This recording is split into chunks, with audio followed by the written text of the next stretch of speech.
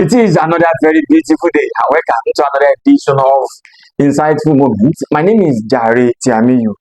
At the last episode, we had a member of the Accord Party where we discussed that the issues around the governorship election. As INEC has just lifted the ban to ask the political parties to start their campaign across the states. And the last episode, we had a member of the Accord Party who told us what Governor Ademola Adeyeye has in stock, what he has done, and why he deserves second term. And also today, as I said, we'll be having a conversation with a member of the All Progressives Congress. And we'll also be talking about the chances of their home party. What exactly do they think they had? We are looking at it now as we speak today. Does that party actually stand a chance of winning the next governorship election? If it does, how are they working towards making this a reality? And today I will be speaking with a member of the party. As I said, I will be speaking with Mr. Honorable Andrew Ademola. Honorable Ademola, thank you so much for joining us. It's a pleasure to be here this morning. I must commend the good work you and the team have actually been doing, and I'm quite happy to be here today. Okay, let me start from here. Let me start by asking you, do you think your party actually stand a chance in this election, considering the fact that some are saying that Governor Ademola Adeyeye is still the most popular candidate in this race, and is still the candidate to beat? What exactly is giving you confidence to say that you are ready to sit in August 15, 2026 election?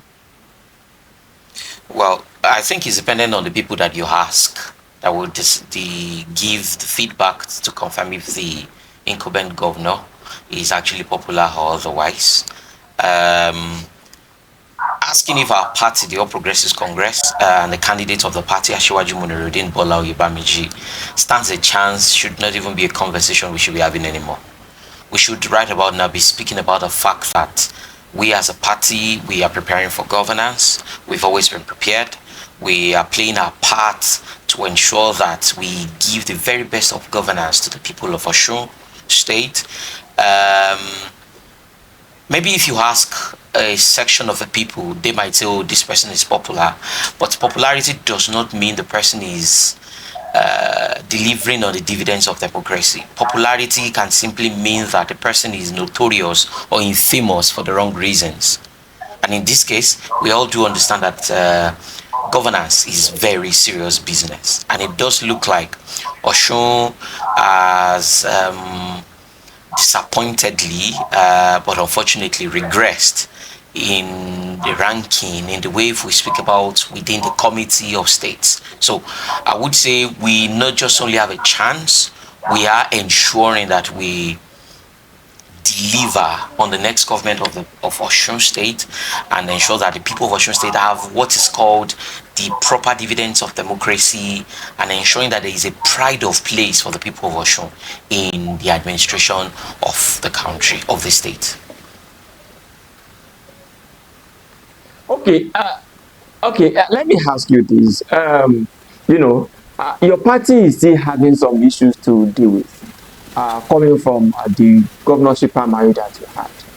It seems that Senator Yola Adesori is not ready to deal with you. He's not ready to play the ball with you, and he's already having some alliances with members of the Accord Party, as we saw in the last party that he held. I mean, the wedding that he had with his daughter. And you know, when politicians are romancing at that level, you know what it means. Do you think you have all it takes to bring him back to the fold? Okay, so there is a thing about the All Progressives Congress. We are a deep-rooted party of both followership and leadership. And I'm quite sure you would have seen this in the ideals and the ideology of the party. Let's start from understanding the people who contested election. Look at the pedigree of those who ran for governorship. There's a senior advocate of Nigeria, Kunle Adegoke. There is a former member of the House of Assembly, former senator, former special advisor to the president, Babajide Omowurare. There is distinguished Senator Iola Omishore, former chairman of the Senate Committee on Appropriation. There is Dr. Mulikat Jimo, a PhD holder. There is Areta Lucy. There is the former Deputy Governor Benedict Alabi. There is several people, including Dr. Akiogubi and the indefatigable Omoba as well. Dotun Ogunbi, Dotun Babayemi. Now, these are people within their own pedigree that are fantastic. Now, look at the individual, the person who actually was eventually, who became the gubernatorial candidate, Asiwaju Bola Oyebamiji. He is somebody who has consummate knowledge both from the private sector as well as the public sector. So imagine it from this point of view. These are people who are respectable in their own rights individually. Now, bringing the parties into it, the party does not have any issues. It is natural that when there is a contest, there will be people from different points of view who raise up different views. But then there are internal mechanisms for this to be resolved. You mentioned the event, the party that Senator Iola Omishore recently did with for the marriage ceremony of his son. But did you notice that the National Secretary of the All Progressives Congress, Senator Ademola Adeyeye, was at that event as well? It's very easy to look at the other side, but not to understand there are other people. There were several stalwarts of the All Progressives Congress who also attended. And took Yes, pictures. we know that he was I know there, several. but you also have to consider the fact that Senator Ademola Adeyeye was never with Ambo at the beginning of this race. He was also in the race. And The Senator Ademola Bashiru today, one of those Senator Ademola Bashiru today, Governor Ademola Adeyeye to the APC that time. I'm just giving you an example So, because you mentioned that this thing we should you mentioned that members of the Accord Party, the party in the state, Minister Boyko Itola was not even invited at all to that party. Okay, so I'm responding to this from the point of view of you saying there are issues within the party. And I am debunking the fact that you said, oh, only Accord party members attended. That's absolutely untrue. I know, for example, Ayo Asalu Asla from Ejigbo also attended. I know several other APC people who top big wigs who also attended. It would interest you to know, and I'm able to say this. We quite recently, distinguished Senator Ajibola Bashiru is the national secretary of the party. It's symbolism in his own right to have the national secretary of the party attend your event. So I'm just explaining to you that it's not one-sided. It's a marriage ceremony for Christ's sake. You invite everybody. The relationships that people have is absolutely beyond just politics. There's business, there's personal, there's professional. So you will invite everyone, and it's not everyone who would be available to attend. But those who can attend will indeed attend. But what I'm specifically saying to you is, the most important and the bottom line is that our party is a party of rules and guidelines. We do have internal mechanisms to resolve things. The Agba Osun team, who are one of the core leadership leaders, strata within the party, actually visited Senator Iola Omishore at his home. He hosted them. Senator Omishore as well, for example, there was a case I instituted before the party's primaries. He withdrew that case from court as well. So I'm just giving you multiple examples to make you understand that yes, there might be a little back and forth because of the primaries, which is absolutely normal, but there are ongoing internal mechanisms to have all of this resolved. So there is no cause for alarm. We do understand that we have a common enemy, a common battle to fight, and we will fight that and ensure that the people of Osun State get the liberation that they deserve. There is no gainsaying about that. Okay, if you said so, that things are going on well, and we will continue to work, but you know that even the deputy governorship candidates of the party are trying to hold a meeting with Senator Omishore, and then the meeting did not hold because Senator was nowhere to be found. But now, let's look at it from this issue. Recently, we had a lot of controversies around the name of your governorship candidate. Some are saying that the Muniru Day that he has adopted was never on his certificate, that what he has is Bola Oyebamiji, that he is also using the Muniru Day, just like some people had it with the present governor when he also adopted Muniru Day during his time. Another thing is that there were still issues around Is he a student of PhD or a student of DPA? So these are some of the questions that we ask. What exactly is the true status as one of those persons that are preaching the gospel of these persons? Who is Bola Well, Babiji? Is he Muniruddin Bola Babiji? And then is he a student of PhD or DPA as we have it? okay, so there are some conversations that I get involved in. And for example, I believe I've come on this platform as well because of the quality of conversations that happen on them. There are also some conversations that are just simply beer parlor journalism, beer parlor comments that you would see that they are inanities. There are things that should not be responded to. So when people engage with them, you look at the intellectual capacity of people who are engaging on some of those conversations.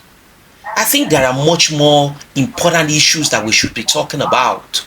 We should be talking about the number of teachers in our schools, the number of secondary healthcare facilities we have in the state, the number of tourism potentials that we'll be able to draw in into Osun, the number of roads that has been begun and done successfully, especially with the increased allocations of the government, the number of school buses that we have on the schools for our kids, the metrics are not the same thing. So when the conversations move from those important matters and moves into inanities, into beer parlor issues, I want to stay away.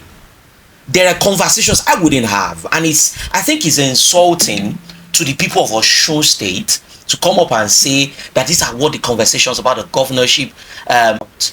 People are suffering. People are in debt. People are crying. People don't have hospitals to attend. People don't have quality education. People don't have the pride of place to know they are from Osun. But we're speaking about names. Bola Oyebamiji is a consummate politician. He's worked in private sector. He started from his days in banking going into decades. Can we say the same thing of Governor Ademola Adeyeye? Capital no. Bola Oyebamiji started from being MD of OCCOL. The track records are irrefutable. He moved all the way to become Commissioner for Finance under two different administrations, two different governors. Can we say the same of the public service or public sector records of Governor Ademola Adeyeye? Capital no. But we are bothered about names. We are bothered about, is it Muniruddin? My name is Ademola Andrew, but I do not use Andrew on all of my certificates. On some, not all, on some. A lot of people call me Demola. So because they don't call me Ademola, that's an issue.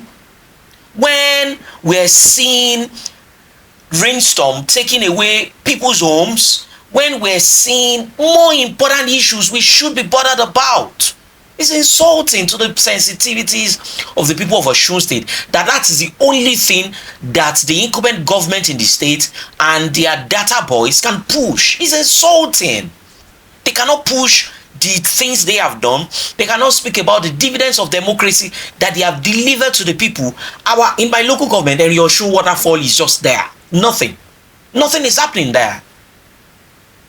And I feel there are much more deeper conversations we should be having than inanities. That's what I really think.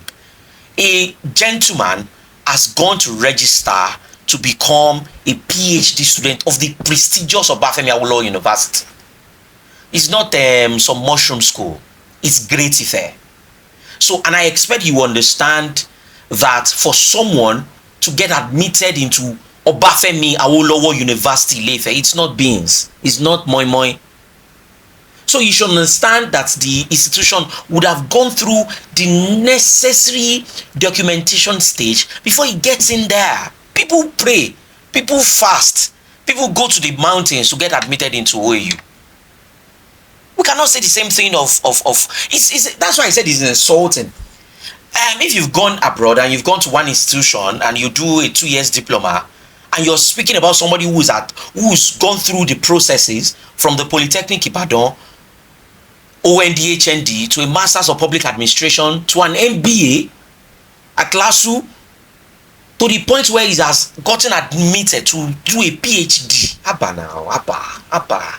Let's leave. You know where they say let's leave trash for Loma. Let's leave the amenities for those who want to engage in beer parlor journalism. But those of us who want to engage in the much more important issues, then these are things we should be talking about. I'm going to say this, and that will be the last thing I would say on this. For those who want to have intellectual conversations, some of us will move on at par with them. But those who want to engage in the fictitious name-calling, mud-slinging kind of campaign, we will let them continue. Let them engage. We are not pigs, so we will not roll. But you know, sometimes some people may even say that it is good to know the true identity of who exactly our governorship yes, candidate and is, those are especially the party. that's the same questions So that we should actually be asking Governor Ademola Adeyeye. Some identity controversies. We should be asking Governor Ademola Adeyeye those questions, not Bola Oyebamiji in this fears. I think we have not answered that. Is it PhD or DPA? I'm going to repeat again.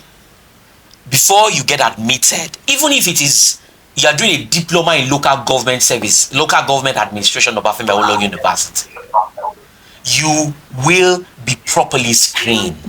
It's not when they say great Ife, it's not great by name alone. It's great by the entire structure. So I'm going to confirm to you again that before you are ever going to be admitted for even the slightest of things in Obafemi Awolowo University, they will go through the processes. So let's leave the conversation that should not even be heard. Let's leave it. There is the quality of governance that is being overlooked in Osun State, and I think that is what the conversation should be about in every forum. Okay, please let me pause you a bit so that we'll go on a very short break. But when we are back, we'll go deeper into politics. What are those areas that you think Governor Ademola Adeyeye is not doing well enough? That you think when your party comes in, you are going to fix those areas? Because they have been telling us that as far as infrastructure is concerned, they have done wonderfully well. They recently issued appointment letters to teachers that have been recruited. They said they have performed wonderfully well in the area of health sector, and they even told us that they have bought 31 tractors to boost the agricultural sector. So these are some of the things that this government said it has done. And now you are saying that it has not done those things. Or what exactly do you think should be done better than the way they have been done? You didn't we'll discuss all this when we come from this very short break. Please stay tuned. I'll be right back. Welcome back from my very short break, and then I have been discussing with a member of the All Progressives Congress, and we are discussing what are the chances of this party, and then we have also talked about the issue of the political, what we see as internal wrangling within the party, and my guest has been Honorable Ademola Adeyeye. He's a and he has been the one speaking with me since. So now, I will be discussing politics this time around. And let me ask you this. Let me start from where I stopped. What are those areas, sectors that you think this government has not done well, that you want to come and correct if you were given the mandate by the people? All right. So what I would simply say is that it's often said that all politics is local. And while people can say a lot, people can say things, some of us can also say a lot. And we can say a lot because we do know, not just believing, that the All Progressive Congress will be giving out a different point of view, a pride of place for the people of Osun to say, oh, this is my governor, this is my state. And I already mentioned that governance is serious business. It's not a jamboree. It affects people's lives. It affects the vulcanizer in Jare Tiamiyu, the bricklayer who is going to work in Iwo, the man who is a trader and sells spare parts in Oja Igbono, the woman who is a petty trader in Ede. These are the people that governance matters the most to. They're not bothered about some things that is being seen as big, huge, big, but they are bothered about the impact of governance on their direct lives, on their kids, on their children, on their families. And the truth is, these common people have not seen the impact of the current administration in the state. And I will tell you, you have mentioned the infrastructure plan, for example, and I'm like, what indeed is the infrastructure plan? It looks to a very large extent skewed to some places against some people. And I'll give you a specific example. I come from Obokun Federal Constituency, and I've said this in a few times. As far as we are concerned in our federal constituency, we were almost completely omitted from the entire infrastructure plan.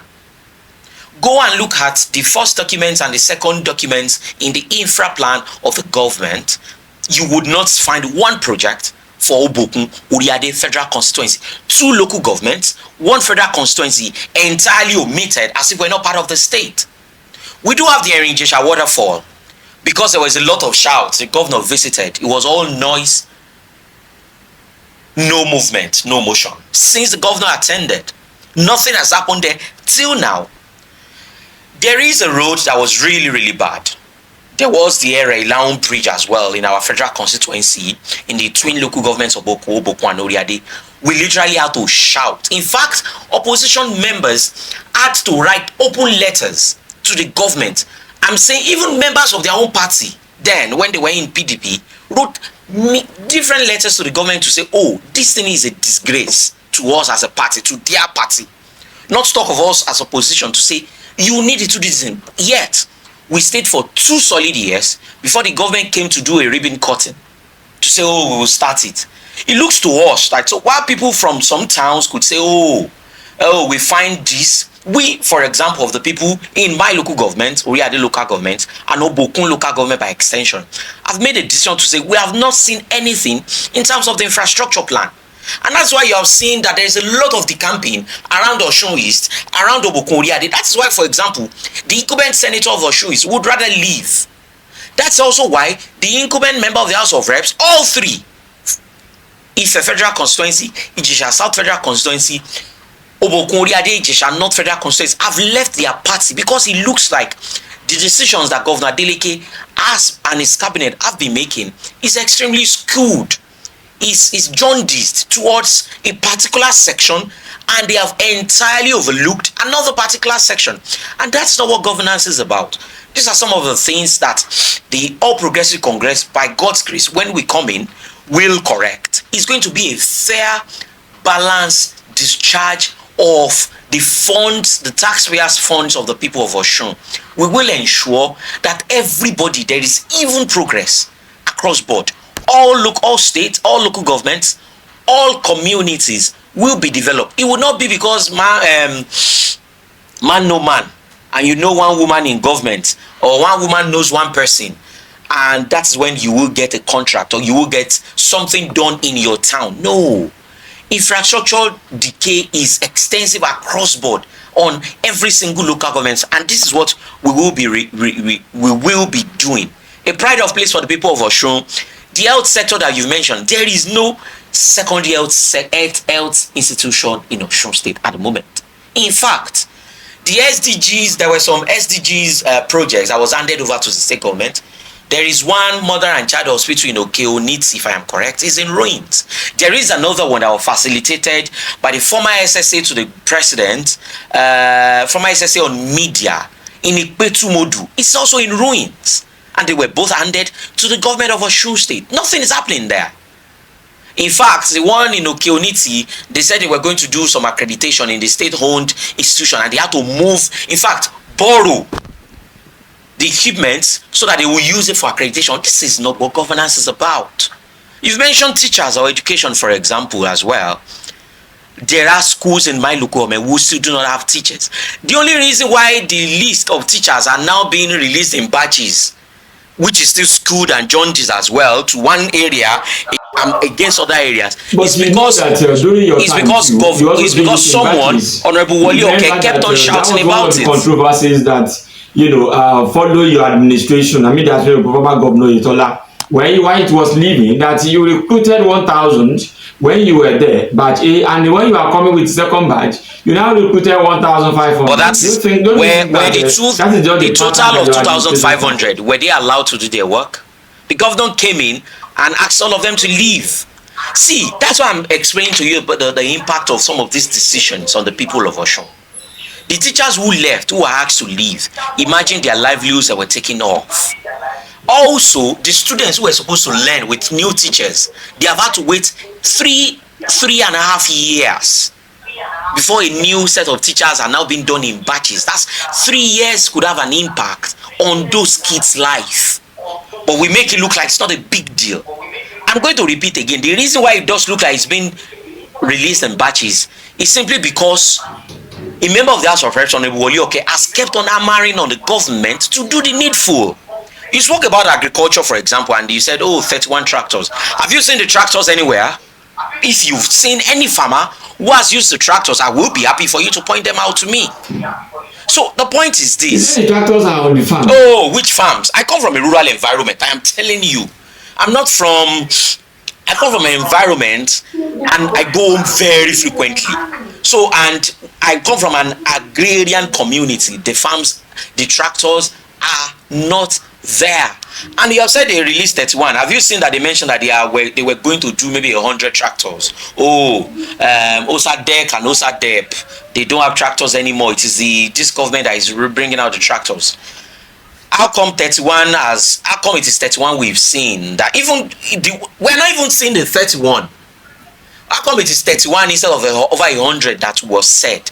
I'm just telling you that there seem to be a lot of inaccuracies in what the government is saying again and again, and it's very easy for us to punch holes into their arguments. And for me, it's about the people of Osun State, the people who are suffering for these things. It's painful that there isn't a pride of place for the people of Osun. It's really, really painful. This is not about politics. This is about governance and the impact that the decisions being made is having on people.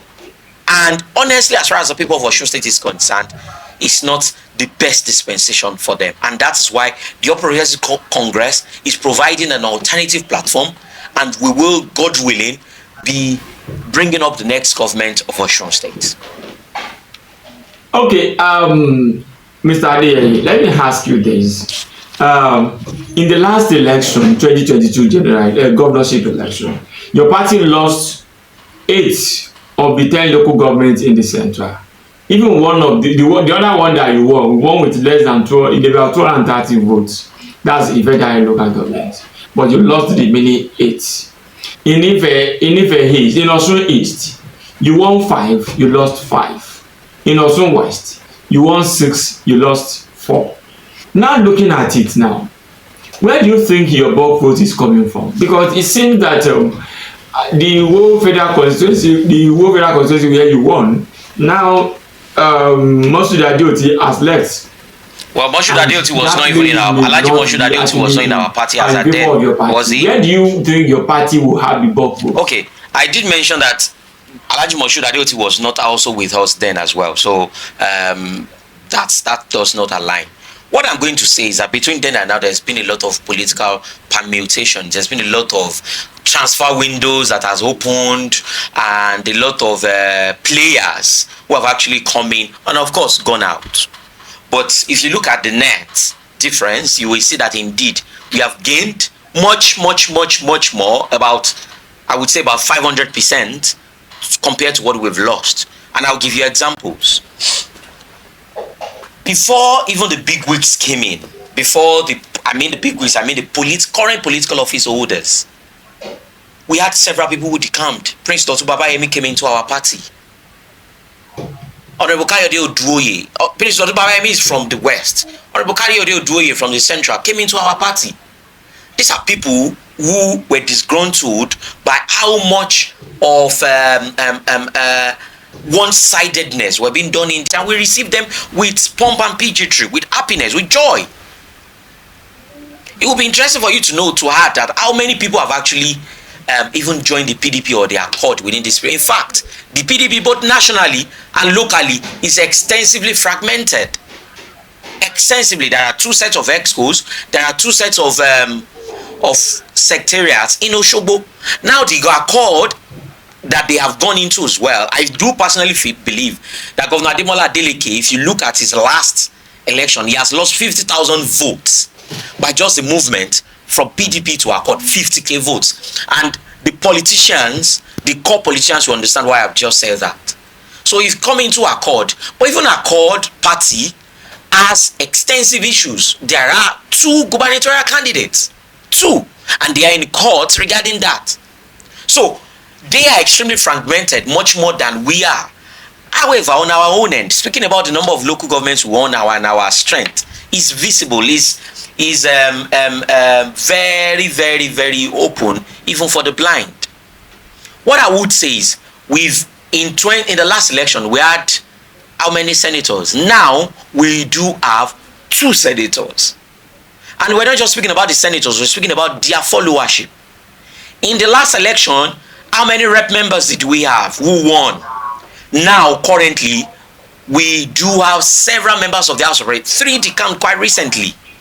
And we do know the strength of those individuals in their federal constituencies. What about the House of Assembly? We had one before that we won in Bodipe-Boluwadro Federal Constituency. But we do have a sitting member of the House of Assembly who has also joined us from Iwo. You mentioned Alhaji Moshood Adeoti, but the incumbent member of the House of Assembly, I saw him as well. He's been involved in several APC activities, the convention. He's been to see the national leader of the party. I am just mentioning to you so that you understand the extent of gains we have had and why we are indeed confident that we're not depending on any federal might, but that the people of Osun State will vote for the All Progressives Congress in the upcoming elections. So, our strength, as you have asked, is the people of Osun State across board, from east to central to west. The people who want a pride of place to say, we are the people of Osun State. The people who want to ensure that they see proper, serious governance. It's no longer time for dancing. It is indeed time to ensure that the people feel the impact of government, not just at the top, not just at the big towns, but even at the smallest of villages. And the strength that we're focusing on is the people of Osun State across board. Okay, let's talk about the last aspect of this is that there have been some issues about your party at the national. Many people are complaining that the Tinubu administration is making life difficult for ordinary person on the streets. So, and then some people are now saying, why will you have to vote for such a party at the state level again? Because you are empowering them. You are making the second term of President Tinubu to be easier. Because it seems that Nigerians have issues against your party at the national level, looking at the hardship here and there. So what will you tell an average Nigerian? Look at the camera before you. Well, tell an average Nigerian why they should continue to support your party, the APC, despite the perceived and the obvious hunger and hardship in the land.